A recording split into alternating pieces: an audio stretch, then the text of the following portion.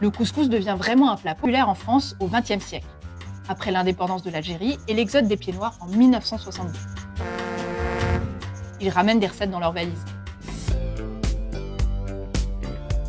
Aujourd'hui, on parle gastronomie. Lin Lan nous dessine l'un des plats préférés des Français, qui vient d'ailleurs de faire son entrée au patrimoine immatériel de l'UNESCO. Il y rejoint donc le tango, le théâtre d'ombre chinoise ou encore la pizza napolitaine.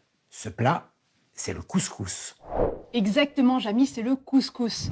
Il est entré au patrimoine immatériel de l'UNESCO en décembre de l'année dernière. 4 pays ont porté ce dossier.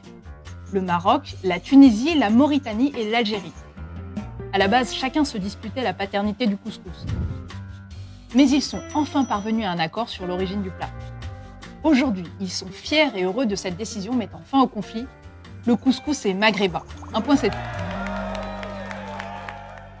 Et il permet surtout de réunir tout le monde autour d'un bon plat. Alors, voici son incroyable épopée. Le couscous, c'est d'abord un nom qui viendrait du berbère Sexou, qui signifie semoule de blé.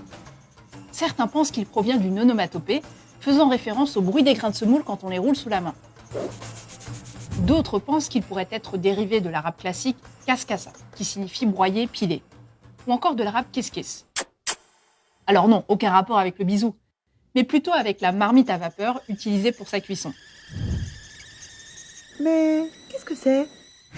En tout cas, c'est au nord de l'Algérie actuelle, au IIe siècle avant Jésus-Christ, sous le règne du roi berbère Massinissa, qu'on retrouve les plus anciennes traces de peau à couscous. Le couscous traverse discrètement la Méditerranée. On le retrouve dans la littérature française.